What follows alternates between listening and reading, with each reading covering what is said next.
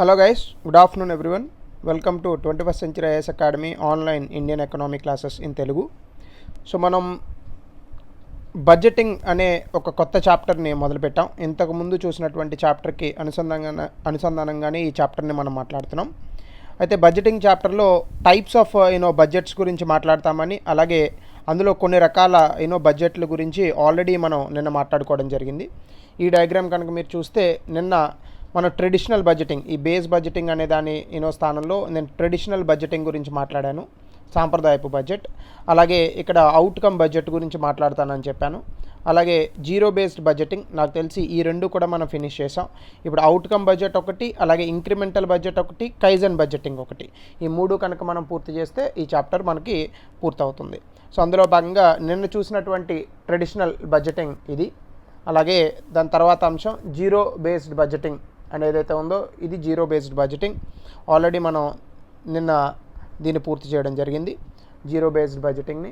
అలాగే ఇక మూడో అంశం outcome budgeting.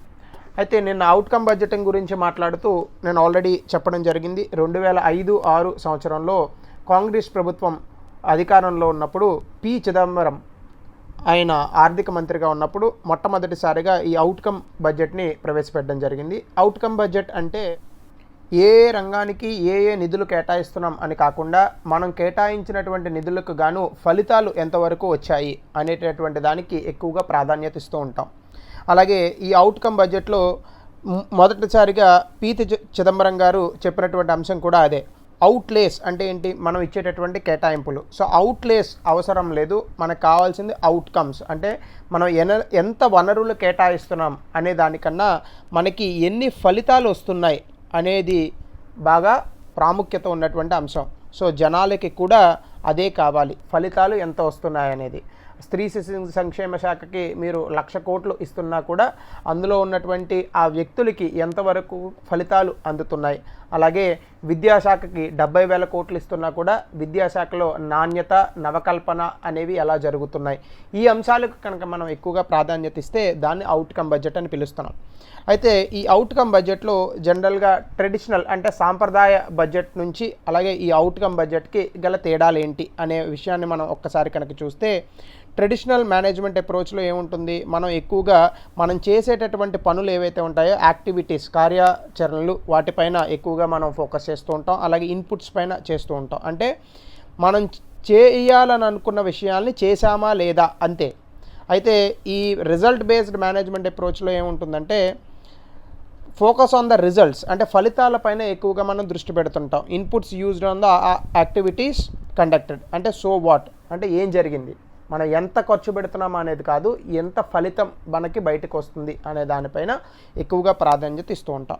So outcome budget అనేది ఒక సమగ్రమైనటువంటి కార్యాచరణ జరిగే విధానంగా మనం పేర్కొనవచ్చు. అంటే జనరల్గా it is used interchangeably with results based management or managing for development results approach.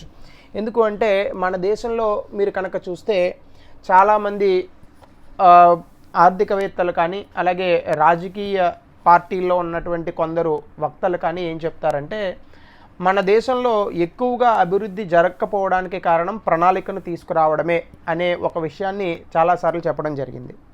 అంటే ప్రణాళిక అనే అంశాన్ని అసలు మనం ఎట్లా చూడాలి అంటే, మనం ఆల్రెడీ ప్రణాళిక సంఘం గురించి, ప్రణాళికల గురించి మనం మాట్లాడుకున్నాం. అయితే ప్రణాళికలు వేసిన తర్వాత ప్రణాళిక వేయడం కన్నా కూడా ఎక్కువగా మనం గుర్తుపెట్టుకోవాల్సినటువంటి అంశం ఏంటంటే ఆ ప్రణాళికను అమలు చేయడం. సో బడ్జెట్ కూడా అంతే. అంటే మీరు బడ్జెట్ ఏం చేశారు, ఎన్ని డబ్బులు మీరు ఒక బడ్జెట్లో ఒక రంగానికి కేటాయించారు అనే దానికన్నా కూడా ఆ కేటాయించినటువంటి రూపాయి అయినా కూడా దీన్ని ఎంతవరకు మీరు ఖర్చు పెట్టారు అనే అంశం మీద మనం ఎక్కువగా ఆలోచించాల్సి ఉంటుంది. అంటే మనం ఇచ్చినటువంటి డబ్బుల పైన కాకుండా మనకి వచ్చేటటువంటి ఫలితాలపైన ఎక్కువగా కనుక దృష్టి పెడితే సో ఖచ్చితంగా ఎక్కువగా ఫలితం అనేటటువంటిది ప్రజలకు అందుతుంది. సో ఈరోజు చూస్తే దాదాపుగా మన బడ్జెట్లో అప్రాక్సిమేట్లీ 30 లక్షల కోట్లు మనం ఖర్చు పెడుతున్నాం. సో ఈ బడ్జెటింగ్ రిఫార్మ్స్కి గాను కూడా అంటే 30 లక్షల కోట్లు ఖర్చు పెడుతున్నాం, దీనివల్ల ఫలితాలు ఎంత వస్తున్నాయి అనేటటువంటిది ప్రశ్న. సో ఈ బడ్జెట్ రిఫార్మ్స్కి గాను మనం చాలా రకాల కమిటీలను కూడా వేయడం జరిగింది. సో అంటే ఒక రకంగా చెప్పాలంటే ఎకనామిక్ సర్వేలో ఏం చెప్పారంటే దాదాపుగా ఇది ఒక 2-3 సంవత్సరాల క్రితం జరిగినటువంటి అంశం. Government double the money spent on each child in the last 7 years అని చెప్పారు. అంటే మీకు ఒక 2-3 ఎనెక్డోట్స్ చెప్తున్నాను. అంటే గత 7 సంవత్సరాలలో ప్రభుత్వం ప్రతి పిల్లాడి పైన ఖర్చు పెట్టేటటువంటి డబ్బు ఏదైతే ఉందో అది 2 రెట్లు పెరిగింది. అలాగే ఎన్జిఓ ప్రథమ్స్ ఏషియర్ సర్వే నివేదిక, ప్రథమ్స్ అనే ఒక ఎన్జిఓ ఉంది, అంటే గవర్నమెంటేతర సంస్థ, ప్రభుత్వేతర సంస్థ, నాన్ గవర్నమెంట్ ఆర్గనైజేషన్ అని పిలుస్తాం. అది ASEAR అనే ఒక రిపోర్ట్ ఉంది. ఆ రిపోర్ట్ ప్రకారం 50% 5వ క్లాస్ చదువుతున్నటువంటి పిల్లలు 2వ క్లాసు పుస్తకాలు కూడా చదవలేనటువంటి పరిస్థితిలో ఉన్నారు. 50% 8వ క్లాస్ చదువుతున్నటువంటి పిల్లలు ఒక చిన్న భాగాహారాన్ని కూడా చేయలేనటువంటి స్థితిలో ఉన్నారు.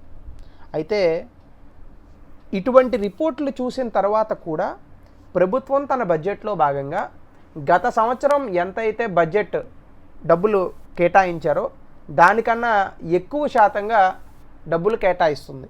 అంటే ఇక్కడ దీని అర్థం ఏంటి అంటే ఒక రకంగా చెప్పాలంటే బడ్జెట్ అలాట్ అంటే కొంత బడ్జెట్ ఏదైతే ఉందో దీన్ని అలాట్ చేసిన తర్వాత కూడా దానిపైన ఏ ఫలితాలు రాకపోయినా మళ్ళా బడ్జెట్లో ఎక్కువగా డబ్బులు ఎందుకు కేటాయిస్తున్నాం, ఎందుకు అంటే ఈ అవుట్కమ్ బడ్జెట్ అనే దాన్ని మనం పర్ఫెక్ట్గా తీసుకోవట్లేదు కాబట్టి.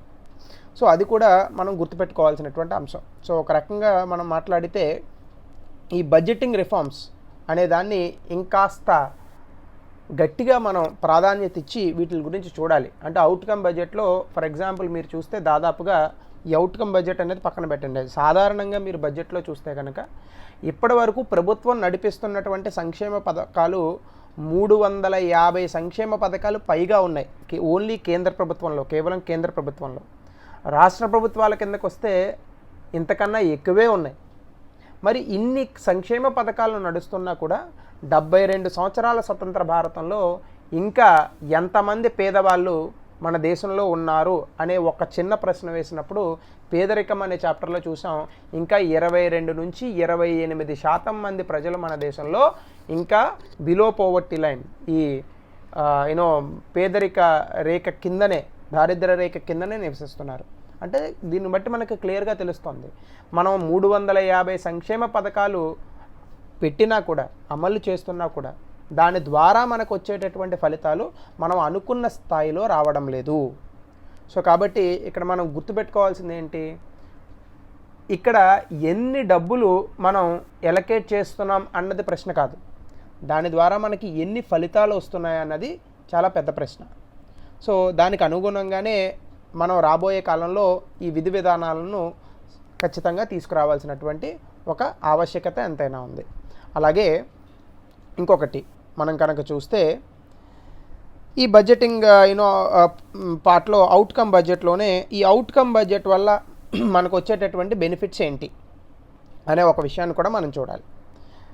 మొదటిగా ఇట్ ఇంప్రూవ్స్ ఇంటర్నల్ మేనేజ్మెంట్, అంటే అంతర్గతంగా జరిగేటటువంటి కార్యాచరణ ఏదైతే ఉందో దాన్ని కాస్త సులభంగా సౌలభ్యంగా మనం చేసేటటువంటి అవకాశం ఉంటుంది. అంటే అంతర్గతంగా మనం చేసే నిర్వహణలు ఏవైతే ఉంటాయో ఇవి కాస్త ఇంకొంత సులభంగా చేసేటటువంటి పరిస్థితి ఉంది. ఎందుకు అంటే అవుట్కమ్ బడ్జెట్లో మనకేం జరుగుతుంది, ఇప్పుడు ఫలితం వస్తే తప్ప మీకు బడ్జెట్ ఇవ్వం అంటే చాలా ఈజీ అయిపోతుంది. సో కాబట్టి మీరు ఫలితం చూపించాలి, అక్కడ మీరు ఫలితం చూపించకపోతే మేము డబ్బులు ఇవ్వం మీకు.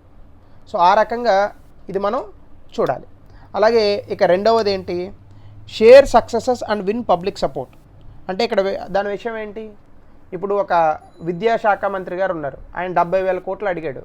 ఆయనకి ఇవ్వాలి అంటే ఆయన ఏం చేయాలి, ఫస్ట్ ఆయన తాలూకా సక్సెస్ ఆయన చూపించాలి. తద్వారా ప్రజలు ఆయనకి ఇచ్చేటటువంటి సపోర్ట్ ఏదైతే ఉందో అది కూడగొట్టుకుంటే ఖచ్చితంగా ప్రభుత్వం ఆయన ఎంత అడిగితే అంత డబ్బులు కూడా ఇచ్చేటటువంటి ఒక అవకాశం ఉంటుంది. అలాగే అకౌంటబిలిటీ, జవాబుదారీతనం అనేటటువంటిది ఉండాలి. అంటే మనం చేసేటటువంటి ఒక పని, అలాగే ఆ పని ద్వారా వచ్చేటటువంటి ఫలితము. సో ఫలితం ఎంత ఇంపార్టెంటో ఆ ఫలితాన్ని రాబట్టేటటువంటి ఒక ప్రక్రియ, ప్రాసెస్ కూడా అంతే ఇంపార్టెంట్. అంటే మీరు చూడండి, స్వతంత్రం ఈ పద్ధతిలో వస్తే తప్ప నాకు అక్కర్లేదని అనుకున్నాడు మహాత్మా గాంధీ గారు. స్వతంత్రాన్ని మనం 2 రకాలుగా కూడా తెచ్చుకోవచ్చు. ఒకటి హింస, 2 అహింసా మార్గం. సో హింసాత్మకమైనటువంటి మార్గం ద్వారా కనుక నాకు స్వతంత్రం వస్తే నాకు వద్దన్నాడు ఆయన. సో అహింసా మార్గం ద్వారా వస్తేనే నాకు స్వతంత్రం కావాలన్నాడు.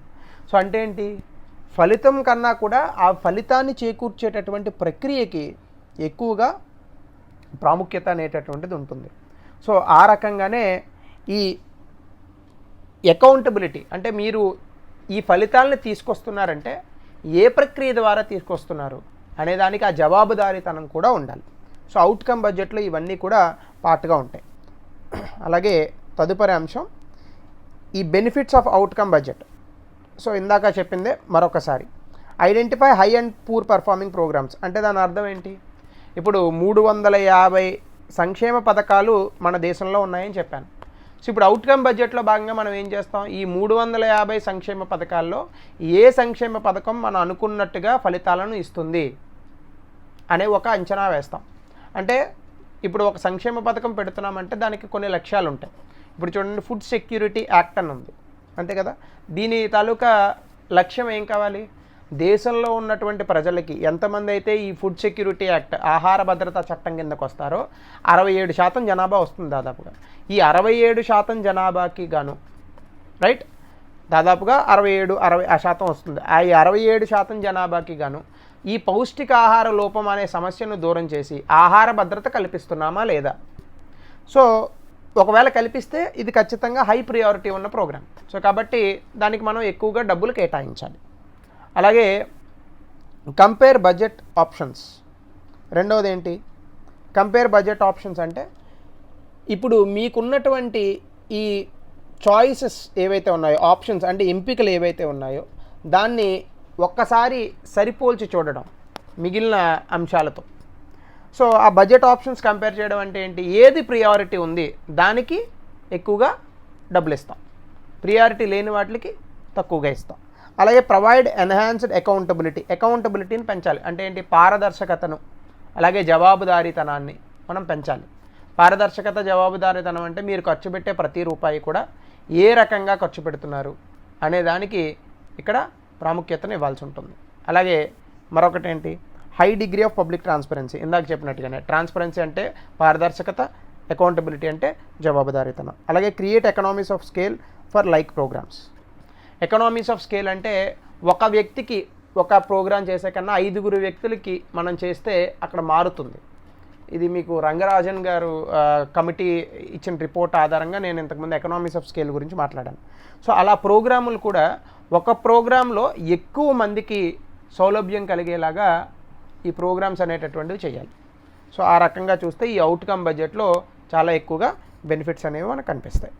సో దీంతోపాటు ఇంక్రిమెంటల్ బడ్జెట్కి వెళ్ళే ముందు నేను ఇంతకుముందు నిన్న ఒక అంశాన్ని చెప్పడం మర్చిపోయాను. అసలు బడ్జెట్ అనేది ఎలా ప్రవేశపెడతారు అనే అంశాన్ని మీకు చెబుతూ అందులో 2 టెక్నికల్ పదాలను కూడా మీకు చెప్పడం నేను మర్చిపోయాను. ఇప్పుడు బడ్జెట్ అనగానే మీకు ఆల్రెడీ చెప్పాను, వార్షిక ఆర్థిక నివేదిక అని చెప్పాను, యాన్యువల్ ఫినాన్షియల్ స్టేట్మెంట్ అన్నాను.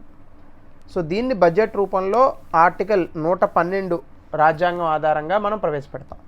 అయితే ఈ బడ్జెట్ అంటే కేవలం ఈ యాన్యువల్ ఫినాన్షియల్ స్టేట్మెంటే కాదు.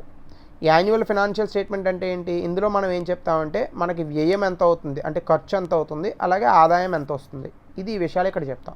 అయితే ఒక బడ్జెట్లోనే మళ్ళీ ట్యాక్స్లు ఏ విధంగా వేస్తాం, అంటే పన్నులు ఏ విధంగా వేస్తాం అనేది కూడా మనం చెప్పాల్సి ఉంటుంది కదా.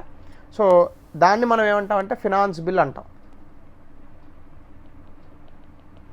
అంటే ఏంటి, పన్నులు ఏ విధంగా వేస్తారు, ఇది ఆర్టికల్ 265 ప్రకారం చెప్తాం.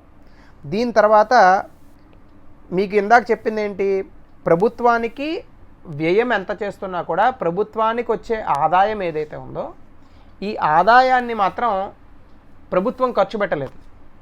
ప్రభుత్వానికి వచ్చేటటువంటి వ్యయం, ప్రభుత్వం ఖర్చు పెట్టే డబ్బులు ఉంటుంది, ప్రభుత్వం ఖర్చు పెట్టేటటువంటి డబ్బులను వ్యయం అంటాం. అయితే ఆదాయం నుంచే కదా వ్యయం ఖర్చు పెట్టాలి, మనం ఖర్చు పెడతాం. అయితే ఈ ఆదాయం ప్రభుత్వం డైరెక్ట్గా ఖర్చు పెట్టలేదు. ప్రభుత్వానికి వచ్చే ప్రతి రూపాయి ఆదాయం కూడా contingency fund consolidated fund of ఇండియాలోకి వెళ్ళిపోతుంది. సో ఈ కన్సాలిడేటెడ్ ఫండ్ ఆఫ్ ఇండియాలోకి వెళ్ళిన తర్వాత మళ్ళీ అందులోంచి బయటికి తీసుకోవాలి అంటే పార్లమెంట్ అప్రూవల్ కావాలి, అంటే పార్లమెంట్లో చట్టం చేయాలి, దాన్ని బడ్జెట్ అన్నాం. దీన్ని మనం ఏమంటామంటే ఇక్కడ పార్లమెంట్ అప్రూవల్ని అప్రాప్రియేషన్ బిల్ అంటాం. ఇది ఆర్టికల్ 266 ద్వారా జరుగుతుంది. అంటే కన్సాలిడేటెడ్ ఫండ్ ఆఫ్ ఇండియాలోంచి ప్రతి ఒక్క రూపాయిని బయటికి తీసి ఖర్చు పెట్టాలని అనుకుంటే కనుక ఏమవుతుంది, అప్రాప్రియేషన్ బిల్. సో ఈ మూడిటిని కలిపి మనం ఏమని పిలుస్తామంటే బడ్జెట్ అని పిలుస్తాం. అలాగే మీకు ఇంతకుముందు చెప్పాను, బడ్జెట్ అమలు అనేది ఎప్పుడు జరుగుతుంది, ఏప్రిల్ 1 నుండి జరుగుతుంది. బడ్జెట్ జనరల్గా మనకి ఫిబ్రవరి నెలలో పెడుతూ ఉంటారు. అంటే ఫిబ్రవరి మార్చిలో ఈ బడ్జెట్ పెట్టిన తర్వాత మార్చ్ ఎండింగ్కి ఎప్పుడో పాస్ అయితే ఏప్రిల్ మేలో మళ్ళీ ఏంటి, ఈ బడ్జెట్ నుంచి వచ్చే ఆదాయం రాదు, కానీ ప్రభుత్వానికి మరి ఏప్రిల్ మేలో ఖర్చులు అవుతాయి. సో కాబట్టి ఈ 2 నెలలకి ఖర్చులు పెట్టడానికి గాను ఓట్ ఆన్ అకౌంట్ అనేది ఒకటి ఉంటుంది. సో ఓట్ ఆన్ అకౌంట్ అంటే ఏంటి, cash taking before it is passed. అంటే ఒక చట్టం పాస్ అవ్వకుండా ముందే మనం కనుక డబ్బులు ఖర్చు పెట్టాలని అనుకుంటే ప్రభుత్వం ఏం చేస్తుందంటే ఓట్ ఆన్ అకౌంట్ని పెడుతుంది. అంటే ఏంటి, 2 నెలలకు గాను ప్రభుత్వం చేసే ఖర్చులు, అంటే చిన్న సైజ్ ఆఫ్ బడ్జెట్ అనమాట ఇది. జనరల్గా బడ్జెట్ మనం 12 నెలలకు వేస్తాం, ఇక్కడ ఓట్ ఆన్ అకౌంట్ కేవలం 2 నెలలకు వేస్తాం. సో ఈ ఓట్ ఆన్ అకౌంట్ పెట్టి ఈ 2 నెలలకి ఎంత అయితే డబ్బులు ఖర్చు చేయాలని అనుకుంటున్నారో దాన్ని కన్సాలిడేటెడ్ ఫండ్ ఆఫ్ ఇండియాలోంచి తీసుకొని మనం ఖర్చు పెడుతూ ఉంటాం. దీన్ని ఓట్ ఆన్ అకౌంట్ అంటాం. అలా కాకుండా ఎన్నికల సందర్భంలో కనుక ఎప్పుడైనా వస్తే అప్పుడు ఇంటరిమ్ బడ్జెట్ పాస్ చేస్తారు మళ్ళీ. అంటే ఎన్నికల సందర్భంలో పూర్తి బడ్జెట్ పెట్టడానికి ఒప్పుకోం మనం. సో అలాంటి సమయంలో మనం ఏం చేస్తామంటే ఇంటరిమ్ బడ్జెట్లు పెడతాం. సో అంటే మీకు ఈ పదాలన్నీ కూడా ప్రిలిమ్స్ ఎగ్జామ్లో అడిగేటటువంటి అవకాశం ఉంటుంది. ఓట్ ఆన్ అకౌంట్ అంటే కేవలం 2 నెలలకు మాత్రమే చేసేటటువంటి ఒక ప్రక్రియ. అంటే మీకు ఇందాక చెప్పాను నేను, ఏప్రిల్ 1న మనకి ఆర్థిక సంవత్సరం మొదలవుతుంది. అయితే ఏప్రిల్ 1న మనకి ఆర్థిక సంవత్సరం మొదలైతే మనకి బడ్జెట్ ఎప్పుడు పాస్ అవుతుంది, మార్చి చివరికి వచ్చేటప్పుడు. కొన్నిసార్లు ఏప్రిల్లో కూడా పాస్ అయ్యింది, ఇప్పుడు కాస్త ముందుకు పెట్టామనుకోండి, వేరే విషయం అది. సో కాబట్టి అక్కడ ఏమవుతుంది, మనకి ఈ మార్చి ఏప్రిల్ నెలల్లో డబ్బులు ఖర్చు పెట్టేందుకు గాను ప్రభుత్వానికి డబ్బులు ఉండవు. సో ఈ 2 నెలలకి డబ్బులు ఖర్చు పెట్టడానికి గాను ప్రభుత్వం ఏం చేస్తుందంటే గ్రాంట్ ఇన్ అడ్వాన్స్ అనమాట. సో ఓట్ ఆన్ అకౌంట్ అంటే మనం ఏం చెప్పాలి, it is a grant of money in advance. అంటే అడ్వాన్స్గా, అంటే ఒక బజానా అంటాం మనం తెలుగులో.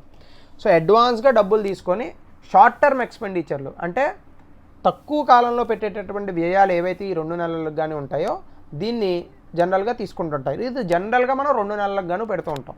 సో కొన్ని సందర్భాల్లో ఏమైనా నెలలు పెంచాలని అనుకుంటే అది ప్రభుత్వం తాలూకా ఇష్టం. సో ఈ ఓట్ ఆన్ అకౌంట్ మనం article 116 of the Indian constitution ప్రకారం చేస్తూ ఉంటాం.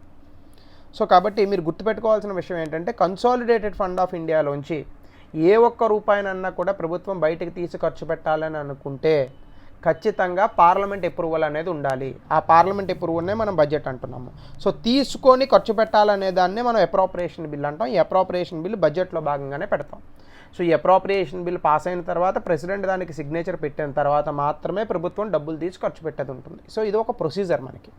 ఈ ప్రొసీజర్ని ఫాలో అయ్యి మనం బడ్జెట్ అనేటటువంటి దాన్ని ప్రవేశపెడుతూ ఉంటాం. సో ఇది నేను చెప్పడంలో మర్చిపోయాను కాబట్టి ఇది కూడా మీ నోట్స్లో పార్ట్గా తీసుకోండి. సో తదుపరి అంశం చూస్తే కనుక మనకి incremental budget. So incremental budgeting అంటే ఏంటి? It is a premise of making a small change to the existing budget for arriving at the new budget. Only incremental amounts are added to arrive at the new budgeting numbers. So traditional బడ్జెట్కి ఇంక్రిమెంటల్ బడ్జెట్కి పెద్దగా తేడా లేదు. Traditional budget అంటే ఏం చెప్పాను నేను ఇంతకుముందు, జీరో బేస్డ్ బడ్జెటింగ్ అంటే మొత్తం జీరో చేస్తాం, ప్రియారిటీ ఉన్న అంశాలకి డబ్బులు ఇస్తాం. ఇంక్రిమెంటల్ బడ్జెట్ అంటే గత బడ్జెట్ నుంచి కాస్త ముందుకేస్తాం. ట్రెడిషనల్ బడ్జెటింగ్ అంటే ఏంటి, సాంప్రదాయంగా జరిగేటటువంటి బడ్జెట్. అంటే ఇప్పుడు గత సంవత్సరంలో ఏదో కొన్ని నెంబర్లు ఉన్నాయి, వీటిపైన కాస్త పెంచి ఇంక్రిమెంటల్గా చేస్తే ఇది ఇంక్రిమెంటల్ బడ్జెట్ అవుతుంది. అంటే గత సంవత్సరంలో 80,000 కోట్లు నేను ఒక ప్రభుత్వ శాఖకి కేటాయించాను. సో ఈ సంవత్సరం 80,000 కోట్ల కన్నా కాస్త పైన కింద వాటిని ఆధారంగా తీసుకొని కేటాయిస్తే అది ఇంక్రిమెంటల్ బడ్జెట్ అవుతుంది. సో ఇందులో ఉన్న అడ్వాంటేజ్ డిసడ్వాంటేజెస్ అంటే మీకు జనరల్గా ట్రెడిషనల్ బడ్జెట్ అనే దానికి ఇంక్రిమెంటల్ బడ్జెట్కి పెద్దగా తేడా ఏమి ఉండదు. అసలు ట్రెడిషనల్ బడ్జెటింగ్ అంటే ఏంటంటే మొదటిసారి స్టార్ట్ అయినటువంటి బడ్జెట్ని జనరల్గా మనం ట్రెడిషనల్ బడ్జెట్ అంటాం. ఇంక్రిమెంటల్ బడ్జెట్ అంటే గత సంవత్సరపు లెక్కలను ఆధారంగా తీసుకొని వచ్చే సంవత్సరం లెక్కలను కనుక చిన్న మార్పులు చేసి బడ్జెట్ని కనుక ప్రవేశపెడితే మనం దాన్ని ఏమంటాం, ఇంక్రిమెంటల్ బడ్జెట్ అంటాం. సో ఇందులో ఉన్నటువంటి అనుకూలతలు ఏంటి? It is easy to implement, ఎందుకంటే గత సంవత్సరం లెక్కలు కాస్త అటు ఇటుగా వేస్తాం. సో కాబట్టి ఈజీ టు ఇంప్లిమెంట్. అలాగే క్యాలిక్యులేషన్స్ కూడా easy. It can be achieved for various department. So ఎన్ని డిపార్ట్మెంట్లు ఉన్నా కూడా ఇబ్బంది లేదు, ఎందుకంటే గత సంవత్సరపు లెక్కలతోనే మనం వనరుల్ని కేటాయిస్తూ ఉంటాం. అలాగే continuity of the funding. So గత సంవత్సరం ఎంతైతే వచ్చిందో అంతకన్నా ఎక్కువే వస్తుంది తప్ప తక్కువ వచ్చేటటువంటి అవకాశాలు లేవు. అలాగే నో లార్జర్ డీవియేషన్స్. పెద్దగా మార్పులు చేర్పులు అనేటటువంటివి ఎక్కువ ఉండవు, ఎందుకంటే గత సంవత్సరం వచ్చిన లెక్కల ఆధారంగానే చేస్తున్నాం కాబట్టి ఒకవేళ ఏదైనా ఒక రంగానికి కనుక మీరు డబ్బులు తక్కువ కేటాయిస్తే ఆ మంత్రిత్వ శాఖ గారు ఏమంటారు, ఆ మంత్రి గారు ఇదేంటండి గత సంవత్సరంలో మాకు 70,000 కోట్లు ఇచ్చారు, ఈ సంవత్సరంలో 50,000 కోట్లు ఇస్తే అట్లా ఎంతకన్నా పెంచాలి కాబట్టి అని గొడవకు వస్తారు. సో కాబట్టి విచలనాలు తక్కువ ఉంటాయి, డీవియేషన్స్ తక్కువ ఉంటాయి. అలాగే చాలా కంపెనీలు అలాగే చాలా ప్రభుత్వాలు వాడేటటువంటి ఒక పద్ధతి మీకు ఆల్రెడీ చెప్పాను, బడ్జెటింగ్ అనేటటువంటిది కేవలం ప్రభుత్వాలకి కాదు కంపెనీలకు కూడా ఉంటుంది. అలాగే it eliminates rivalry and build value of equality among departments.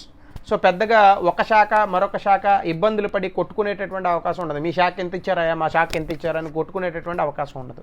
దెబ్బలాడుకునే పరిస్థితి తక్కువ ఉంటుంది, ఎందుకంటే గత సంవత్సరంలో ఇచ్చిన లెక్కల ఆధారంగా ఈ సంవత్సరంలో ఉన్న లెక్కలను కాస్త పెంచుతాం. అలాగే impact of the change can be seen immediately. ఆ మార్పు పైన ప్రభావం ఏదైతే ఉందో దాన్ని మనం వెంటనే చూడొచ్చు. అలాగే suitable for companies where funding requirements are usually fixed or little deviation. ఇక్కడ మీరు ప్రభుత్వాన్ని కూడా పెట్టుకోవచ్చండి. Suitable for governments where funding requirements are usually fixed or with little deviation. అంటే ఎక్కువగా విచలనాలు లేకుండా వస్తున్నటువంటి ఆదాయం ఒక ప్రాతిపదికన వస్తున్నటువంటి ప్రభుత్వాలకి ఇది ఉపయోగపడుతుంది. లిమిటేషన్స్ ఏంటి? Managers spend more as budgets may be easily available which leads to unnecessary spending. So కాబట్టి ఇక్కడ డిపార్ట్మెంట్స్ అనాలి, డిపార్ట్మెంట్స్ ఆర్ మినిస్ట్రీస్.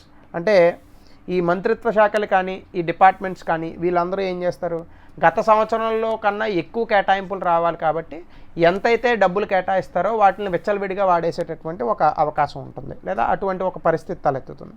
అలాగే lack of innovation and no cost reduction for departments. అంటే ఏంటి, నవకల్పన లేకపోయినా లేదంటే మరొక ఇబ్బంది ఏమున్నా కానీ ఎలకేషన్ అనేది అంటే వనరుల కేటాయింపు అనేది తగ్గదు. అలాగే ఎంకరేజెస్ హయ్యర్ స్పెండింగ్. ఖర్చులు ఎక్కువగా పెరుగుతాయి, ఎందుకు, తర్వాత వచ్చేటటువంటి బడ్జెట్లో కాస్త ఎక్కువగా వనరుల కేటాయింపు జరగాలి కాబట్టి. ఐఏఎస్ ఆఫీసర్లకు అదే చెప్తారు, లాస్ట్ సంవత్సరం 70,000 కోట్లు వచ్చింది, ఈ సంవత్సరం 80,000 కోట్లు రావాలా మాకు అని చెప్తారు కదా, అట్లా. అలాగే leads to budgetary slack where it tends to build lower revenue and higher expense growth by departments. So దీనివల్ల ఏమవుతుంది, బడ్జెట్లో కొన్ని ఇబ్బందికరమైనటువంటి పరిస్థితులు కూడా తలెత్తుతాయి. అందరికీ సమానంగా డబ్బులు పంచాలి కాబట్టి బడ్జెట్లో ఆ డబ్బులు సరిపోకపోయేటటువంటి ఒక అవకాశం ఉంటుంది. అలాగే disconnects from reality as budget benchmarks are based on prior years. అంటే రియాలిటీకి సంబంధం లేకుండా, అంటే ఇప్పుడు మనం ఎంత ఖర్చు పెడుతున్నామో నిజంగా మనకి ఎంత డబ్బులు కావాలి అనే దానికి వాస్తవికతకి సంబంధం లేకుండా డబ్బులు కేటాయింపు అనేది జరుగుతుంది. అంటే గత సంవత్సరం 70,000 కోట్లు పెట్టారు ఒక శాఖకి, ఈ సంవత్సరం 70,000 కోట్లు అవసరం లేకపోయినా కూడా అలాగే చేస్తారు. సో అంటే ఏంటి, ఒక రకంగా చెప్పాలంటే వాస్తవికతకి చాలా దూరంగా జరుగుతుంది. అలాగే business run into conservative mode. అంటే ఇక్కడ మీరు గవర్నమెంట్ బిజినెస్ అన్న తీసుకోవాలి. సో ఈ ప్రభుత్వం చేసేటటువంటి ఇవి ఏవైతే ఉంటాయో it run into conservative mode. అంటే ఎప్పుడు ఒకేలా జరుగుతుంది, మార్పుకు లోన్ అవ్వకుండా. కన్జర్వేటివ్ అంటే ఏంటి, సాంప్రదాయక పద్ధతి. సో అదొక సాంప్రదాయంగా అయిపోతుంది. ఏమంటే లాస్ట్ టైం 10 రూపాయలు ఇచ్చారు, ఈసారి 12 ఇవ్వండి, వచ్చే సంవత్సరం 13, వచ్చే సంవత్సరం 14, ఇలా పెరుగుతూ ఒక సాంప్రదాయ ఇదిగా మారిపోతుంది. సో ఆ రకంగా మనం దీన్ని ఇంక్రిమెంటల్ బడ్జెట్ని తీసుకోవచ్చు. ఇక మిగిలిన మరొక అంశం ఏదైనా ఉందంటే అది కైజన్ బడ్జెటింగ్. ఇక ఈ కైజన్ బడ్జెట్ అనేది సాధారణంగా ఇది ఒక జపనీస్ టర్మ్, అంటే జపాన్లో వాడినటువంటి ఒక బడ్జెటింగ్ పద్ధతి ఇది. సో ఈ కైజన్ అనే ఈ పదానికి అసలు అర్థం ఏంటంటే కంటిన్యూయస్ ఇంప్రూవ్మెంట్ అని అర్థం వస్తుంది. అంటే గత బడ్జెట్ ఏదైతే ఉందో దాన్ని ఇంప్రూవ్మెంట్ కనుక మనం చేస్తే, అంటే గత బడ్జెట్ని మెరుగుపరిచి బడ్జెట్లో ఎంతైతే మనం డబ్బులు కేటాయించామో దానికి తక్కువగా డబ్బులు కేటాయించి బట్ దాని ద్వారా ఫలితాలు కనుక మనం ఎక్కువగా తెచ్చుకోగలిగితే దీన్ని జనరల్గా మనం కైజన్ బడ్జెట్ అంటాం. ఇది ఏ విధంగానూ కూడా మన యూపీఎస్సీలో అడిగేటటువంటి అవకాశం చాలా తక్కువగా ఉంటుంది. అయితే బడ్జెటింగ్ టెక్నిక్స్ ఇచ్చాడు కాబట్టి సో ఖచ్చితంగా మనం దీన్ని చూడాల్సినటువంటి ఒక పరిస్థితి. అసలు purpose of this kaizen budget ఏంటంటే, కైజన్ బడ్జెట్ ఇది ఒక్కటి మీరు గుర్తుపెట్టుకోవాలి, కంటిన్యూస్ ఇంప్రూవ్మెంట్. ఎప్పుడూ కూడా మెరుగు పరచాలి. లాస్ట్ బడ్జెట్ కన్నా కూడా ఈ బడ్జెట్లో ఇచ్చేటటువంటి విషయాల్ని ఎక్కువగా మనం మెరుగుపరచాల్సి ఉంటుంది. సో ఈ కైజన్ బడ్జెట్కి వచ్చేసేటప్పటికి మీకు అడ్వాంటేజెస్ ఏమొస్తాయంటే, మన దగ్గర ఉన్నటువంటి ప్రతి సంక్షేమ పథకానికి కూడా డీటెయిల్స్ అంటే ఇన్ డెప్త్ కాస్త లోతుగా అవగాహన చేసుకోవాల్సినటువంటి ఒక అవసరం ఉంటుంది. సో దీని తర్వాత ఏమవుతుందంటే, ఏ విషయాల ఆచరణ ఉందో సో దానిపైన ఎక్కువగా మనం ఎంఫసిస్ చేయాల్సి ఉంటుంది. సో అలాగే షార్ట్ టర్మ్ టార్గెట్స్ తీసేస్తాం. అంటే ఫర్ ఎగ్జాంపుల్ దీర్ఘకాలిక ప్రయోజనాలు ఎక్కువగా దృష్టి పెట్టుకొని బడ్జెట్లో ఉన్నటువంటి సంక్షేమ పథకాలను రూపుదిద్దుతూ ఉంటాం. జనరల్గా ఈ కైజన్ బడ్జెట్ అనేటటువంటి దాన్ని కంపెనీలకు ఎక్కువగా వాడతారు, ప్రభుత్వాలకి చాలా తక్కువగా వాడుతూ ఉంటారు ఈ కైజన్ బడ్జెట్ని. సో జనరల్గా దీన్ని మనం కైజన్ బడ్జెట్ అని పిలుస్తాం. సో జనరల్గా ఇందులో ఉండేది ఏంటంటే కంటిన్యూస్ ఇంప్రూవ్మెంట్, ఇంకొకటి కాస్ట్ రిడక్షన్ అంటే ఖర్చు తగ్గాలి. సో ఇది కైజన్ బడ్జెట్కి సంబంధించినటువంటి సమాచారం. సో ఇక్కడితో మనకి బడ్జెటింగ్ చాప్టర్ కంప్లీట్ అయిందండి. నేను ఇంతకుముందు చెప్పినట్టుగా బడ్జెటింగ్ చాప్టర్ ఇంతకుముందు చాప్టర్కి అనుసంధానంగా ఉన్నటువంటి చాప్టర్ కాబట్టి ఎక్కువగా మనం దీనిపైన విశ్లేషణ చేయడానికి కూడా మనకి అవకాశం ఉండదు. సో కాబట్టి ఈ చాప్టర్ తర్వాత మనం మాట్లాడుకోబోయేటటువంటి చాప్టర్ ఇన్వెస్ట్మెంట్ మోడల్స్ అని ఉంటుంది.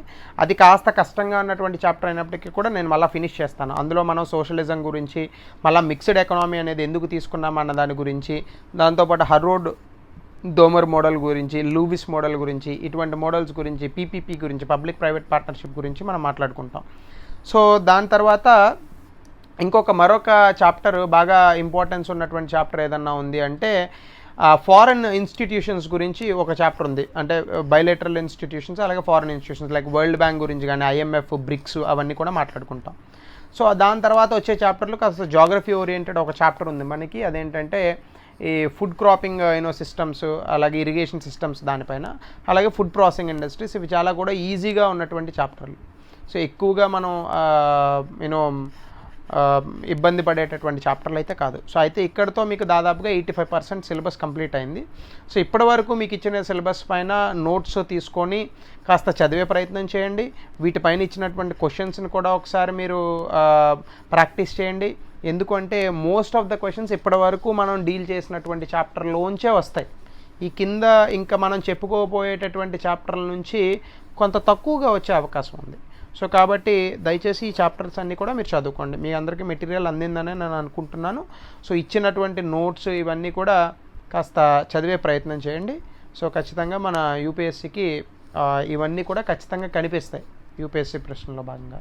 సో కాబట్టి take all of these things. Okay, so that's it for today. This is the end of today's class. ఇక్కడతో మనకి చాప్టర్ కంప్లీట్ అయింది. Thank you.